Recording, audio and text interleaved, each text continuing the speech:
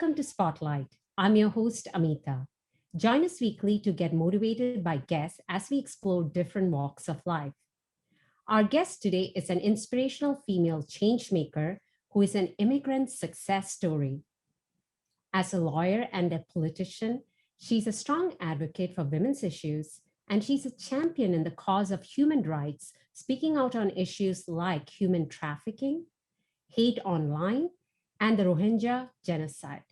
It's with pleasure and honor I welcome to our show Honorable MP Iqra Khalid.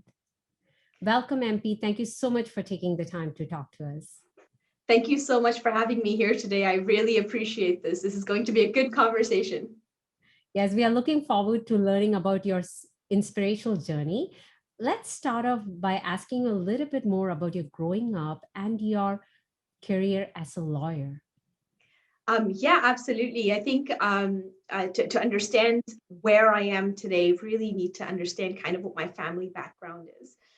So I am a sister to three brothers. I don't have any sisters myself. We immigrated to Canada in 1998 with my mom and dad. My dad's a professor by profession. And so when we came into this country, I was 12 years old, and really understood and appreciated and questioned why it is that we live in a community, in a society where my front neighbor doesn't look like my back neighbor, don't look like my side neighbors, and yet we're one of the most peaceful countries in the world. So I was really looking for an answer to that question about the why of it. And so I spent a lot of time volunteering at local food banks and women's shelters, the library, the Model United Nations, and the debate teams, etc., throughout my childhood and my adolescent years as well. I studied a professional writing in criminology at York University once I finished with high school, and the objective was to become a Pulitzer Award-winning journalist that was going to expose all of the bad things that were happening in the world. And when I graduated from university, reality kind of struck in my head, and obviously the job market was difficult, and my writing was not as award winning as I thought myself. And so I started working for this immigration firm, and that's when I had my first interaction with the law. And I, after working there for a number of years, I really felt that my passion, my commitment was going to be channeled through the legal field.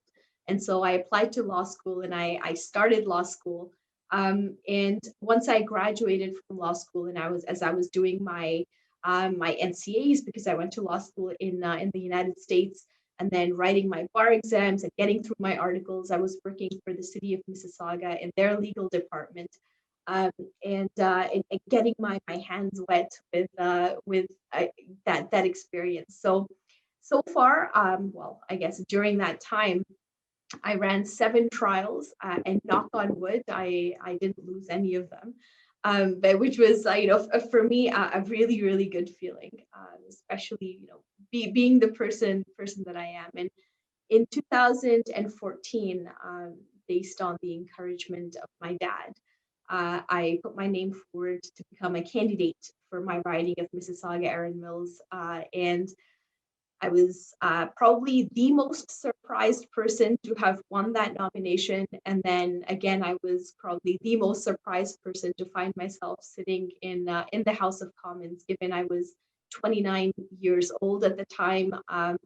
But really, it's been such a remarkable journey. I was called to the Bar of Ontario in June of 2015, and I was elected as Member of Parliament in October of 2015. So it's been such a wonderful journey. Amitha, I can't begin to tell you how much I owe to my country, Canada, for all of the opportunities that it provides to young people like myself.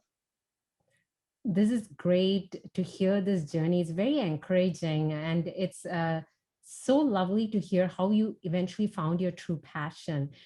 You had doubts when you were delving into different walks of life, and finally figured out what you wanted to do with it. And I know you were the most surprised when you found yourself in office, but it's because of your hard work, persistence, and that passion that you had. Now, I have to ask you, were there any challenges along the way? Looking at you, like you mentioned, you're an immigrant, plus you're a female. So, given that, were there some challenges along the way?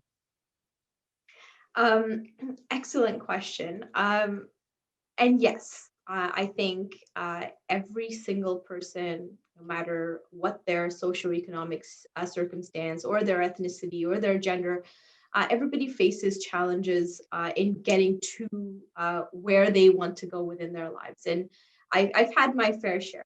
When I was running for nomination to become the candidate, and then during my election, one of the biggest questions that I was asked is, well, you're so young. Are you even a credible choice to represent our riding? And um, being not only young, I was also a person of color, a first generation immigrant, a woman, and a lot of that really led into some really difficult conversations within our community, in our society, to say, hey, yes, I'm young, but when we talk about bringing in change to our government, change in the way that we do things as a society for the betterment of everybody, um, we need more young people. We need more people of color. We need more women to represent us, because they present that very different, very um, uh, dynamic kind of viewpoint of the world that is so important in making the decisions that we've made. And then once I was elected, I remember I put forward a motion in our house asking for our government to deal with systemic racism and religious discrimination, including Islamophobia. And I received a number of death threats for that motion. I received a ton of hate mail, and it was that was also a very challenging time in terms of you know stepping up for what you believe in, moving in that right direction, and then facing the consequences of it and dealing with what the outcome is of standing up for what is the right thing to do.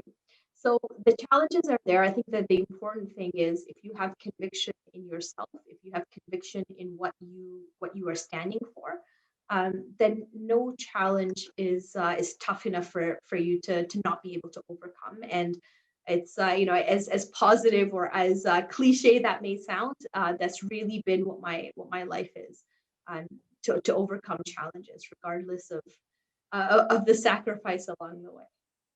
Very well said. And the fact that you're in office is proof already that the people love you and you're known to listen to your constituents. So we're going to get to find out more now, particularly about your writing. But before that, it's time for a short break.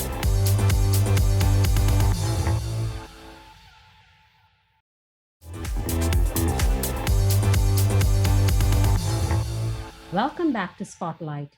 We are talking to Honorable MP Iqra Khalid. So it has been great to hear about your journey from where you grew up, moved to Canada, a lawyer, and now politician, particularly the MP for the riding Mississauga Erin Mills. So tell us a little bit more about what you've achieved since you've taken office.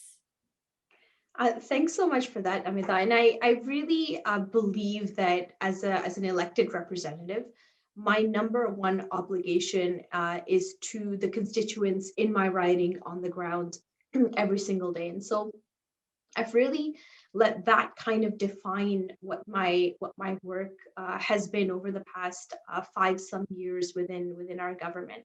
And what that looks like is, we've been able to help 8,000 families with specific constituency work, whether it's immigration or taxes or benefits related, or finding helping them to come back home if they're stuck abroad. Those kind of cases. I've also been a big believer in making sure that the voice of my writing is what is paramount in terms of how we make policy decisions within our government. So, to that effect, I've held, I think the last time I counted, it was a little bit over 300 at town halls and stakeholder meetings to kind of get that perspective and to move things forward. and to make sure that the opinions of my riding and the issues that they raise are highlighted within the work that we do in our government. In a personal role, I do chair the Standing Committee on Justice and Human Rights in Ottawa. This committee deals with the criminal code, our Charter of Rights and Freedoms, our Constitution. And so a lot of the work that we do, for example, right now we're taking a deep dive into how our federal government can better support um, elder abuse or to prevent elder abuse within our communities. So we're now currently looking at ways to amend the criminal code to make sure that people that abuse our seniors, our fathers and mothers, our grandfathers and grandmothers, that they should be penalized, and how we can use the criminal justice system to prevent that kind of torture of seniors within our communities. We've also led studies on access to justice, how our justice system can be more accessible to people like myself who are diverse, and especially our Indigenous communities, Black youth, for example. I also sit on the Subcommittee for International Human Rights, and this is a subcommittee of foreign affairs that really highlights a lot of the human rights abuses and violations that occur across the world. We've studied just in the past number of months the issues of Syria and Turkey and the plight there. We've studied Ethiopia and Eritrea and the human rights abuses that are happening there.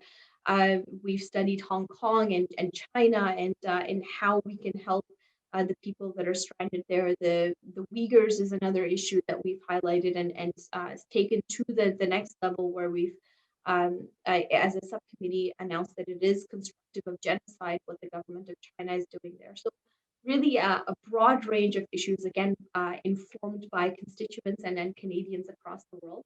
And then lastly, I'll just highlight that I do chair the Liberal Women's Caucus as well as the All Party Women's Caucus, um, with the objective of really pushing forward issues and ensuring that gender perspective is included in all of our policy and all of our decisions. I lead a very, very busy life, Amitha, just meeting with I can hear constituents that. all day. It's lovely. I am really, really thankful for this opportunity. And I just want to give it everything that I've got. So, because not a lot of people have this opportunity. So I keep myself very, very busy. Very busy, and your positivity is so infectious even virtually, and that is a passion that makes a leader a great leader. And you are leading by example. I mean, we already discussed this, the female community leader who is leading by example, and like you said, you tackle so many issues in office, and hats off to you and to your team for that. Coming back to being the chair of the Women's Caucus, I also know that you have created the Erin Mills Council for Women. Can you tell us a little bit more about that? Yeah, absolutely.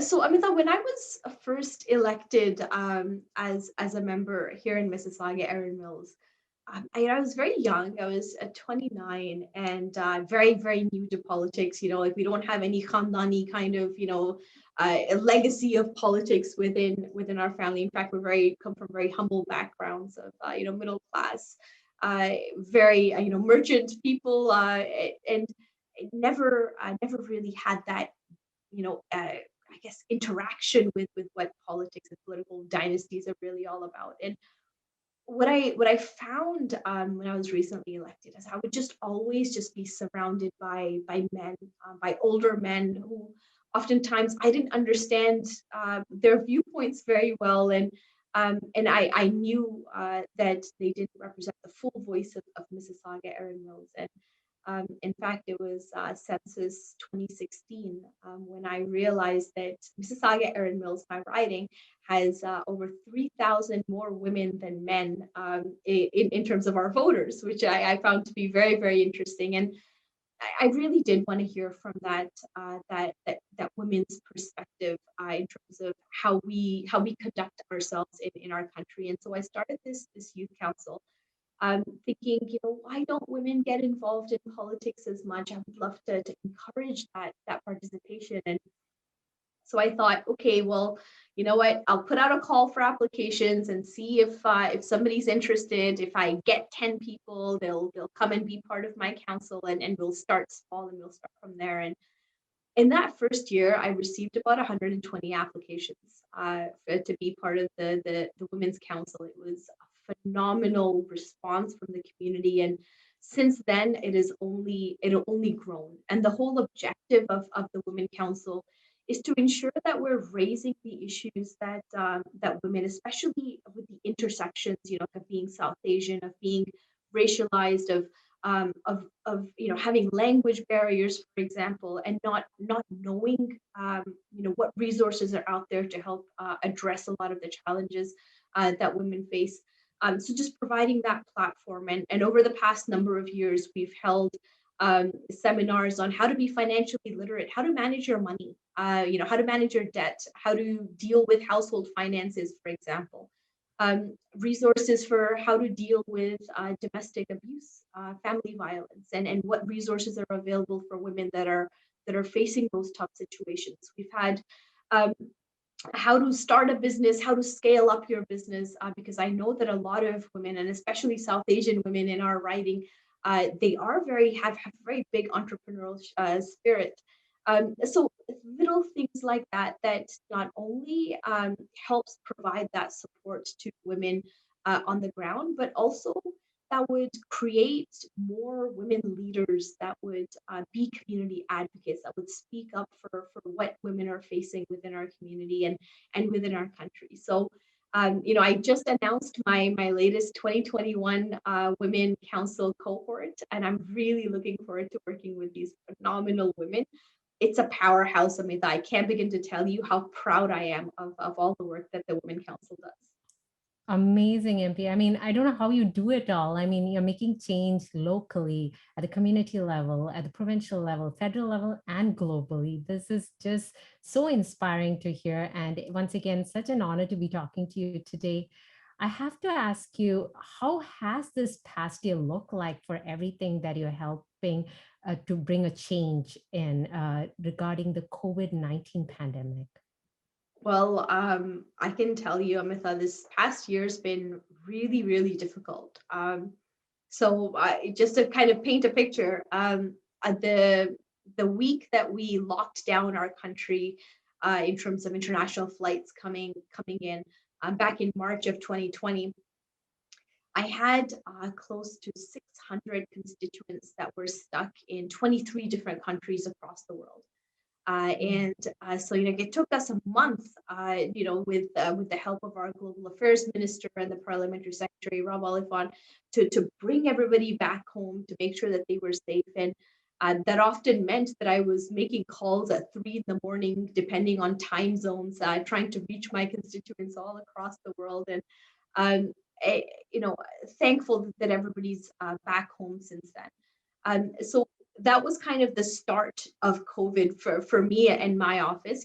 We're a team of 6 people within the office, and I can tell you we receive about 300 to 400 emails a day on people that are looking for help, specifically that are looking to advocate for certain things. So it's been very, very busy. One thing I really appreciate is that our parliament has now gone into a hybrid setting where we're able to appear virtually, so I don't have to travel to Ottawa as much. So I sit in front of a screen for about 10 to 12 hours a day, having back-to-back meetings, making phone calls in my off time. But it's really important, because right now is the time that I think people need the support the most. And I'm really happy to say, with our federal government's leadership on programs like the Canada Emergency Response Benefit, the wage subsidy, the business account, the student benefit, the caregiving benefit, it's really helped people get through this really difficult time of COVID. Um, my vaccine is scheduled today at 2:50 p.m. So I'm very excited about getting my jab, and just looking at that light at the end of the tunnel, and finding ways to better support our community, with the fingers crossed that I could actually hug people in the foreseeable future. I'm a very touchy-feely person. So I'm really looking forward to the hugs. But it's been challenging for myself, but more importantly for my community, in terms of job losses, families having lost loved ones, and um, I can just reaching out to each other, providing that support. And I've been there to facilitate, and I look forward to continuing to help our community in every way possible. Very well said. Well, you are leading by example, and we have to talk to you more about how you balance it all. But before that, it's time for a short break.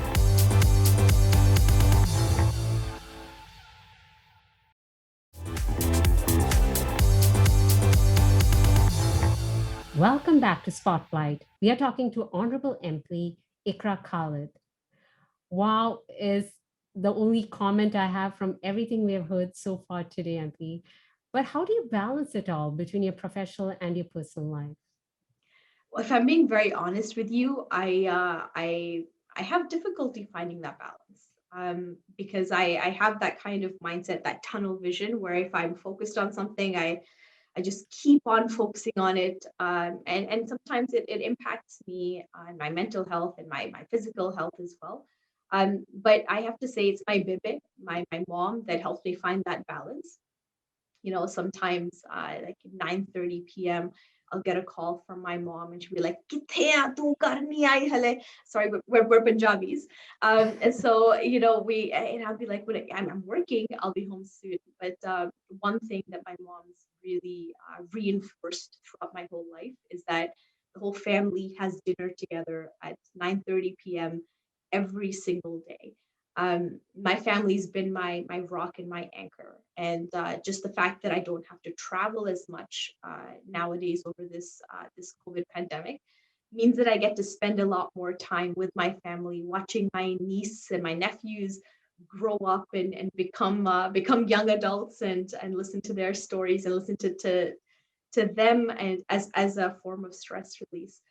I've been walking as the weather is becoming a lot more nicer, but that work life balance is difficult for people like you and I, Amitha. And I know that you have, like, being a healthcare professional yourself, it is important to find that balance. But we'll keep on working towards finding that balance once we've taken care of everybody else.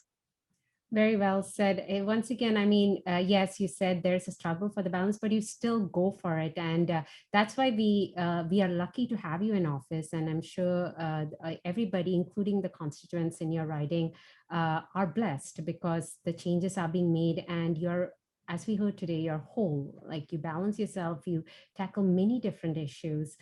What do you see yourself doing in the future? I mean, what is your long-term vision as a leader? Um, I would hope to create 100 more people that are as passionate and maybe as idealistic, perhaps, as I am about governance, about democracy, and hope that they can do the good work. I think our young people in our communities really, really need the support that we can provide. All of us in a position of leadership, in a position of just being able to raise that awareness. I think our young people really need that support right now. Um, for myself personally, there's a number of projects I'm working on, combating human trafficking within our country and internationally as well, ensuring better access to justice, having more women elected to parliament. I'd like to see that we have a 50-50% ratio of men and women that sit in our House of Commons, for example. Um, and just really hoping to continue that path towards a humanitarian support and empowerment of those that need it the most, and ultimately boiling down to equality of opportunity. My job as a member of parliament is it's hectic, it's heavy, and I am really, really appreciative of being receiving that trust from my community to represent them. But I feel that being a member of parliament, it's a title, and the person behind that title, I think, still has to have that obligation to continue. So, regardless of the title, I think my life's journey my life's goal is just to really serve people. And I know that may sound really cliche, but that 12-year-old girl who landed in Canada and used this phenomenal country as my adopted home and really gave everything to this home. I want to keep doing that, regardless of titles or fancy this and fancy that. But really, I think I'm born to serve, and I'm born to continue to fight for that battle towards equality. And that's where I see myself even 10 years down the road, 20 years down the road, still saying, but what about those people that don't have that equality of opportunity? That's all. Very well said. Every word that's coming out of you is inspiration, MP. And everybody who's watching us today has gotten a lot of information about the kind of work that you do. But even beyond that, encouraged to do something that maybe they're fearful about. You setting an example, as we mentioned, as a female community leader who's tackling so many issues. I would request if you had a tip or two or a word of advice for those watching us who aspire to be like you someday. Yes, absolutely. And one thing I say, like social media makes it a lot easier, is the ability to just post on social media of an injustice that you see, whether it's this big or whether it's this big, and then go to bed comfortably thinking that you've done your part. I think that especially our young people need to go that step further in engaging what the local leadership looks like, and in going that extra mile to do that concrete work, to help those that are less fortunate, but also to progress our country in the right direction. Um, that's one. And then the second I would say is, believe in yourself, have conviction in yourself. And I know, especially as a young brown woman, that comes really difficult even to myself, and given the position that I sit in. But if you yourself don't believe in yourself, then you can't expect other people to come and believe in you, and the causes that you're fighting for. So have that conviction, and once you are able to develop that conviction, you'll feel and you'll see, how much more easier it is for you to be able to push your narrative forwards, to really progress, not only as a personal basis for your own career, your own personal development, but also as a community as well. Very well said. Thank you once again so much for being part of our show today. I know you have a very busy schedule, so we are very grateful that you took out the time for us. Thank you. Thank you so much, Amitha, for having me here today. You yourself, my lady, are a huge inspiration for our community. Thank you for everything that you do. Thank you very much. So that was Honorable MP Iqra Khalid, who has inspired us today and has encouraged us to have conviction in ourselves. Well, that's a wrap for this week's show. Thank you for watching us. Continue to follow us on Facebook and Twitter, and write to us at spotlight@ethnicchannels.com. Until next week, this is Amita signing off, encouraging you to support our government officials.